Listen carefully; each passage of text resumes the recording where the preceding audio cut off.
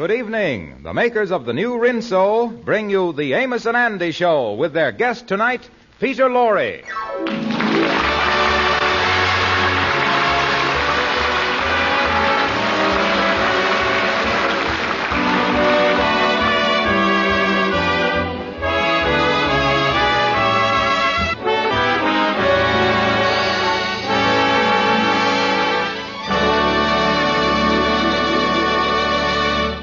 To a lot of people, an auction sale is a very serious business. But to Andy, it's just another way of keeping himself occupied without resorting to that distasteful thing called work. Andy has just returned from one of these auctions now, and he's in his office talking to his friend Amos and the Kingfish. So you've been at one of them auctions again, ain't you, son? Yeah, but this time I done bought something. What did you buy, Brother Andy? I don't know, but I paid $5 for it. Oh, $5? Yeah. How come you pay $5 for something that you don't know what is? Well, Amos, you know how they works it at these auctions. You bids, you bids by nodding your head. Uh-huh. Well, the auctioneer man put this thing up just as I was dozing off, and he say, who'll bid $5? My head kind of dropped down. He say, you got it. Yeah, and you done dozed yourself right out of $5 there. That's what you done. Yeah. Hey, Lightning, bring it right in here. Yeah, what has he got there? I'll help you with it, Lightning. Set it right down here. Y'all just kind of steady it there for me, Miss Amos, if you will. Okay, Lightning, you can go now. You promised to pay me 50 cents for this, Miss Andy. Yeah, well, send me an itemized statement of the whole business. But, Miss Andy, you can't itemize one item. Andy, you mean to say you paid $5 for that old steamer trunk? What is in it? Well, that's what I don't know. You see, fellas, instead of going to one of them regular auctions, I went to one of them railroad auctions where they sell what they call unclaimed baggage. Oh, yeah, and I know what you mean, where you don't know what's inside of nothing, and neither do the railroad company. Yeah, that's right. I ain't been able to open it yet because it's got them steel bands around it, and on top of that, it's locked and there ain't no key for it. Mm-hmm. Tell me this, Andy. Why did you buy something like that? You ain't got so much money that $5 don't mean nothing to you. Wait a minute, though, Amos. You can't tell nothing yet till he opens the trunk. His whole future might be inside there. Yeah, that's right, Amos. My whole future might be right in that steamer trunk. Who knows what's in there? Well, it seems to me the thing to do then is to see what's inside the trunk. Well, I don't know how we're going to get them steel bands off there and all that. I ain't got no tools for it. Wait a minute, sir. How about taking the thing over to Fluky Harris's basement? He got a laboratory down there, you know, and he's an inventor, and he can most likely invent a way to open the trunk. Yeah, come on, Kingfish. We'll carry it over there. Lightning, you stay here in the office and hold down the fort. Yes, sir, Miss Andy. Because I'm going to be busy with this thing for a while, so if anybody comes in with any business deals or anything, why, Lightning, you tell them that you don't know where I is.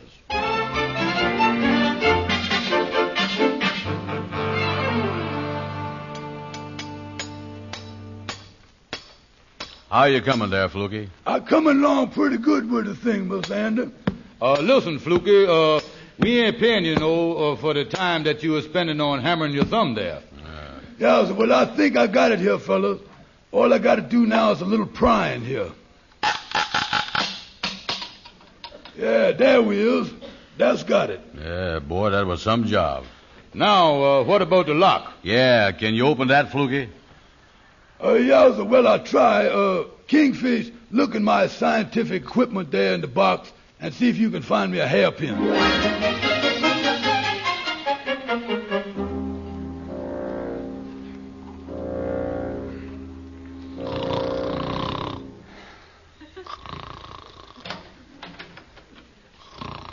Oh, please pardon me.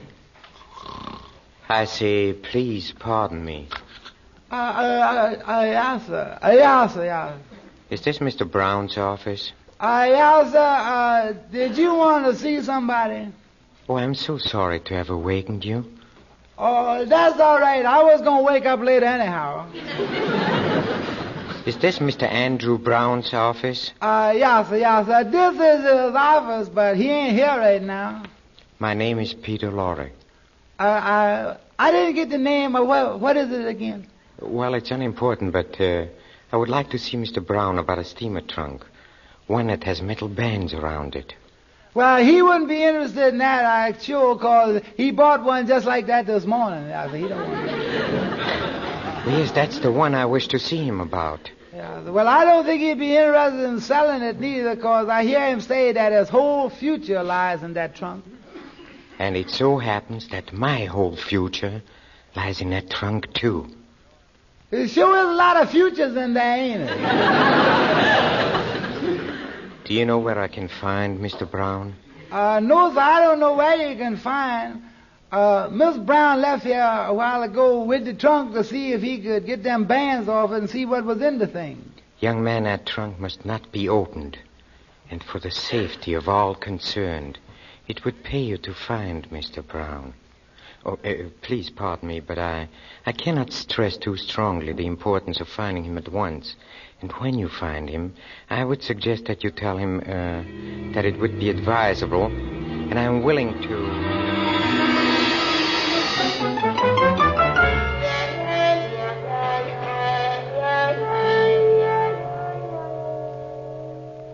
Fluky, you ain't getting nowhere with that hairpin. Yeah, Fluky, ain't you got a skeleton hairpin round here that will fit any lock? Well, I tell you, fellas, I'm doing the best I can. Don't forget that the whole principle of a lock is to keep people out. And it just so happens that this lock is making a good job of it. Oh, look, Kingfish, maybe you better go out and get a locksmith somewhere. All right, Andy. That's what I'll do. I'll go out and try to dig up one. See you in a little while, fellas. I'll get on up the steps. Be sure to get a good locksmith, too. Well, Lightning, what you doing over here? I was just going down to see in Fluky's basement. Is Mr. Andy down there with Fluky? Yeah, he's down there. What you want to see him about, Lightning? Well, a man come to the office to see him about the trunk. There's some reporting stuff. I got to tell Mr. Andy about it right away. Oh, there is, huh? Now, don't rush. Just take it easy. What you got to tell him? Well, the man say that the trunk belonged to him, and he been away for a long time, and he went down to the railroad station to claim it, and he found out that Mr. Andy done bought it at auction, and he said that he'll give Mr. Andy $50 for the trunk, and Mr. Andy must not open up the trunk or he won't give him nothing. And he give me his address where Mr. Andy can take the trunk tonight and get $50, and I guess that's all he say. Well, sure is interesting, Lightning. Want to give Andy $50 for the trunk, huh? What is the man's name and address? Well, I didn't get his name, but here's his address written on a piece of paper right here. Thank you, Lightning. I'll tell Andy about it. Wait a minute, though. I was supposed to find Mr. Andy and tell him right away. He got to be told fast. Yeah, I know he's got to be told fast, but you is a slow talker, and that's the trouble. Yeah, I ought to be the one to tell him, because I is a fast talker. 1, 2, 3, 4, 5. Look at that.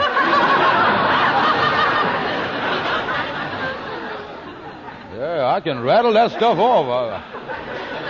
I really rattles it off. Yeah, sir. That sure was fast, all right. Oh, yeah. Oh, I can talk even faster than that. But wouldn't be no point to it. You see, Lightning, I can talk 178 words a minute, but Andy can only listen 112. Well, I sure would like to tell him myself. No, Lightning, no. Don't do that. Listen, I got a better idea. Let me copy this down, that address there. I'll copy this down here, this address that you give me here, you see? Now, here, you take it, too. Here it is. Now, you go to the man's place here and tell the man that Andy will be up with the trunk tonight unopened. All right, Brother Kingfish. I'll tell the man. $50, huh? Well, boys, no luck. Just down to the drugstore, phoned 5 locksmiths, couldn't find none of them in nowhere. Oh, no luck, huh? That's great. Say, Andy, I wonder if you'd mind going up the steps with me. I want to talk to you private and confidential and under your hat. Yeah. Just take a second or two. Yeah, well, I don't mind. Excuse us, Fluky, will you? Oh, yes, sir, that's all right. I'll just put her around here in the basement and invent something. Now, I'll be here when y'all come back. What you want to speak to me about, Kingfish? Well, now, Andy, we has always been partners in just about everything. But about this trunk deal, frankly, old pal, I kind of feel left out of things. Yes, huh? Yeah, I don't have that partnership feeling that we usually have together. Now, why don't you let me put up $2.50, Andy, and let me buy half interest in this thing with you? Well, if you really want... It's a deal. Now, look here. We'll draw up the agreement right now. Now, I got a fountain pen right here. Here's some paper on this table right here. Sit down over. Come over here and sit down. Come over here. Yeah, do that. Yeah, now sit right down. Now, of course, we want to make this thing legal. Oh, yeah, sure, we got to do that. Yeah, I'll just write at the top of the paper here, State of New York, November the 5th, 1943. Do that sound legal so far? Yeah, that's, we is within the law there. Hey, what is you making all them lines on the paper there for? Just drawing some lines on there. Now, there we is. Now, at the top of the contract, for the first inch, we'll do that party of the first part stuff. Check. Then we'll take the next 2 inches for the ipso factors and the null and voids and all them things. And another 2 inches for the extra clauses and the loopholes. Now, let me see here. Well, that leaves us about 3 inches for the sealing wax and the ribbon. Yeah, that'll make a nice-looking contract, all right. Yeah, you're right. Something to be proud of. Now, let's start writing the thing here. I say here at the beginning of it, I, George Stevens, being the party of the first part. Wait a minute. I ain't playing no second party to no party or no first part. Well, Andy, I gotta be the party of the first part. Hold it right there. I is going to be the party of the first part. You will? Yeah, I is. Now, wait a minute here.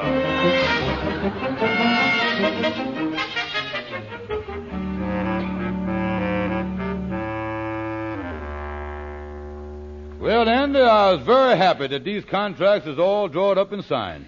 Yeah, read me that stuff up in the beginning again, will you, Kingfish? Oh, yeah, start of the contract. Say here, Andrew H. Brown and George Stevens both being party of the first part. That's what you mean? Yeah, that's what I wanted to hear right there. All right, Andy, now look here. I'll give you $2.50. Here you is. Now, here is your signed copy, and here is mine. Okay. Now, let's get back down in the basement and see what we can do about opening that trunk. Oh, Brother Andy, I'm glad you mentioned that. Partner dear, there's something I forgot to tell you. It just slipped my mind. Yeah. I got a feeling that I just bought $2.50 worth of bad news. Oh, no, it's good news, Andy, good news. Oh, yeah. Now, listen.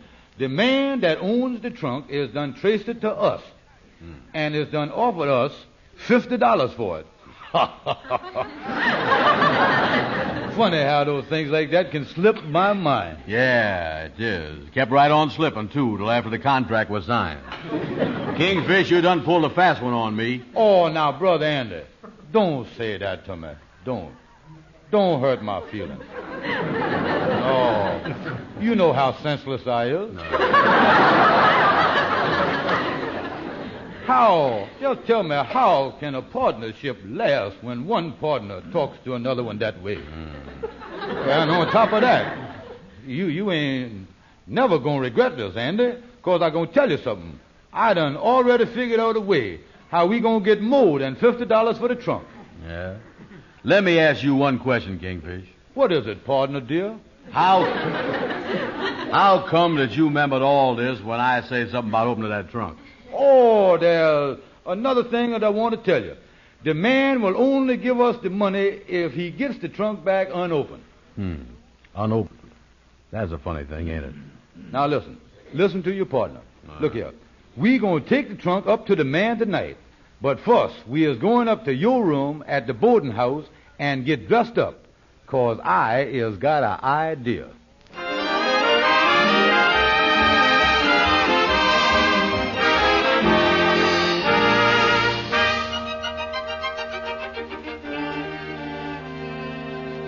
The Kingfish and Andy have dressed up in their best clothes and are now taking the trunk to the man's apartment.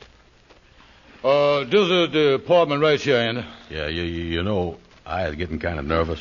Now, just calm yourself, Andy. There's nothing to be worried about. Lightning say that this man is such a nice, polite, sweet gentleman. Yeah, Lightning say that he would always say stuff like, if you don't mind and pardon me and I'm sorry to trouble you. Oh, boy, we really gonna push him around. Yeah, well, I'll ring the doorbell. Yeah, now remember, when we go in here and see him, act like we is rich men. Like $50 don't mean nothing to us. Okay, Kingfish, I got the idea. And try not to laugh when I start making a sucker of the guy. Yeah. Oh, good evening, gentlemen. Won't you come in? Oh, yeah. Get a hold of one end of the trunk there, will you, Andy? Yeah. Oh, you can put it right there, if you please. Won't you sit down? Oh, well, we can't stay too long. We're going to a big cafe. Each one of us is going to have a $2 supper with all the trimmings. And we always leave a big tip for them, too. Oh, yeah, we really kick money around. Yeah, we even check our hats with a hat check, yeah. Well, I'm sure our business won't take long. Oh, yeah, nice little apartment you got here. You don't mind if I smoke a big, expensive 25-cent cigar, do you? No, not at all. Yeah, this is a nice room you got here. Nice decorations you got on the wall there, too.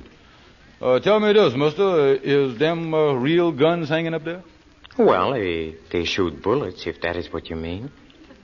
Do you ever shoot one of them guns? Oh, occasionally. What'd you shoot at? Them targets with the round circles on them, a little bit of hole in the middle? No. I don't shoot at that kind of target. What do you do then? Stick tin cans on the fence and pop them off? That kind of stuff? No, I do not pop off cans. Then maybe go out and shoot birds, huh? No, I don't shoot birds. Birds have a right to live. No, yeah.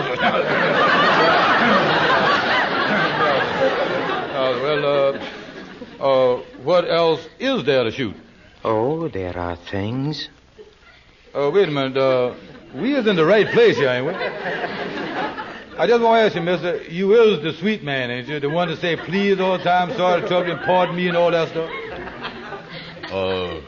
You sure got a nice, comfortable place here, all right. I can see that you kind of take life easy, don't you, mister? Yes, I take life very easy. Yes, just one more question I want to ask you. You know how people is always joking. You is kind of a kid, ain't you? You know what I mean? A lot of things you say don't mean... you joke a lot and all that stuff, don't you? Well, I do have my lighter moments. Yeah, that's what I thought, yeah. Now, let's get down to business. Oh, that's an excellent idea. Of course, I assume you haven't opened the trunk. No, sir. No, sir. We don't know what's in there. Very good. Now, according to our agreement, I'll pay you $50 and you leave the trunk here. Just a minute now, Mother. Just a minute there. Hold yourself there. We is done seed by now, and you is done seed that we is rich men. Now, after all, we is going to have the $2 supper after we leave here, and they're going to smoke another 25-cent cigar. Yeah. What are you trying to say? We just trying to tell you that $50 don't mean nothing to rich men like us. Oh, I can see you want more money. Yes, sir. We want $65. All right, I'll be very happy to pay you $65. In that case, we want $75. All right, let's make it $75. Yeah, no, we want $100. We want $100. I do not like bickering. It disturbs me. Well, now, wait just a minute here. This is a free country, and we as American citizens, and we got a right to bicker if we want bicker. Yeah, we want $100. And I must ask you again not to bargain with me, because it sometimes makes me do things that I'm very often sorry for. Well, we is standing our ground. $65 or nothing. Then it will be nothing. Brother Andy, I think we got a little ground to spare. We can back up there a little bit, yeah. Let's make it 50. Yeah. Well, that was our original agreement. Yeah. If you'll pardon me a moment, I'll get the money out of my desk here. Okay. Say, mister, You know, I got awful thirsty in the last 5 minutes. Can I get a drink of ice water around here? I'm kind of hot, too. Oh, you may go back in the kitchen and you'll find ice cubes in the icebox. Oh, yes, sir. Thank you a lot. Thank you a lot, sir. That's $50 that you was getting there. Is that right, mister? Yes, it is. And I know that you would rather have it in cash than a check. Oh, yes, sir. Cash don't keep bouncing back on you. Yeah. That's very true, and it's very fortunate that... Don't make a move, anybody. We're police officers. Keep them covered, boys. What is the meaning of this intrusion? Never mind the small talk, Laurie. We finally caught up with you in that trunk. Put the cuffs on him, Joe. Wait a minute now, gentlemen. Look here. Now, don't try to revolve me in this thing. I give you my word, mister. I don't even know what's in the trunk. But we know there's $200,000 worth of stolen negotiable securities in there. We knew it was in there the day it was checked at the depot. And we've been waiting a year and a half for the owner to claim it. Year and a half for a policeman? Very clever. When the trunk wasn't claimed, we let the auction go through, and we knew that the owner wouldn't be far away. Yeah, but mister, I was innocent. I tell you, I didn't know none of this stuff. I didn't even know what was in the trunk. We know that. Yeah, so that's the truth, mister. The way the things stand now, I got $2.50 invested in that trunk. Well, I guess you're just out $2.50. Excuse me a minute. I just want to go back in the kitchen. All right, come on, boys. Let's take a look around the room here before we get going.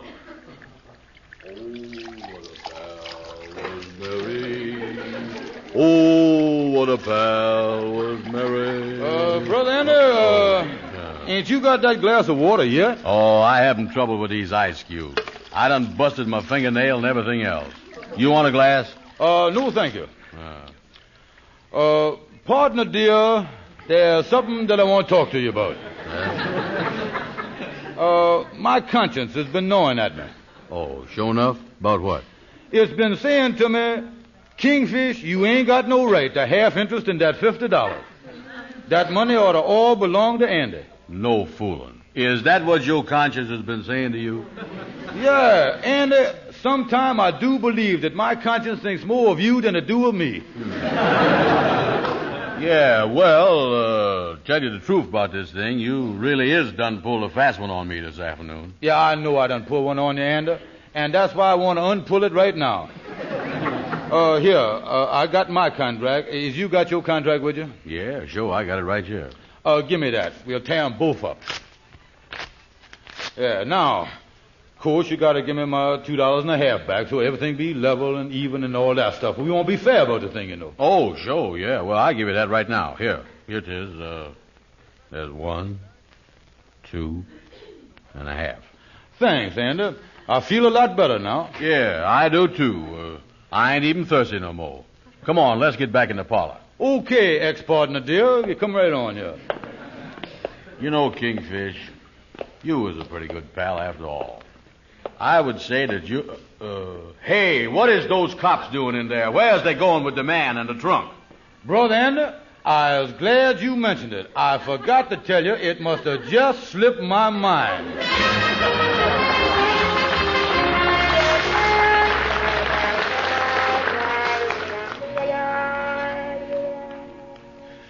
You say you ain't got no idea, Amos, why they wanted Andy to come down here to the police station, is you? No, I ain't. They just told me to come down and told him to come, and he asked me to come with him, and they say for him to come down as fast as he could. So I come down with him here. He's in the room there now with the police, I think.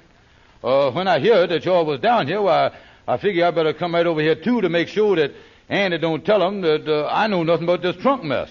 Oh, in other words, Kingfish, you want to make sure that you is clear of the thing, don't you? Yeah. I don't want to be implicated with that trunk. Of course, if Andy go to jail on account of it, I'll be glad to visit him and bring him some hot soup and things like that, you know. Yeah, I know. Look, here comes Andy out the room now. Yeah, maybe they're going to let him come out and say goodbye to us. Well, hello, fellas. Hello there. Listen, Brother Andy, you didn't revolve me in this thing, did you? Oh, no. You was in the clear, Kingfish. Oh, that's great. I know that you would protect me. Say, wait a minute.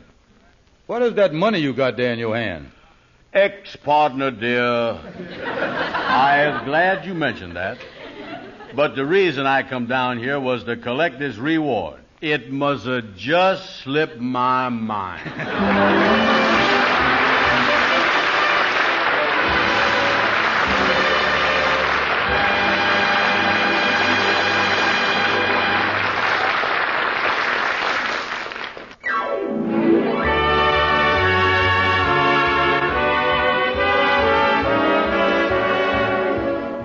sure to join us next Friday night at this same time when the makers of the new Rinso will again present the Amos and Andy Show, and at which time Amos and Andy will have as their guest Mr. Lionel Barrymore.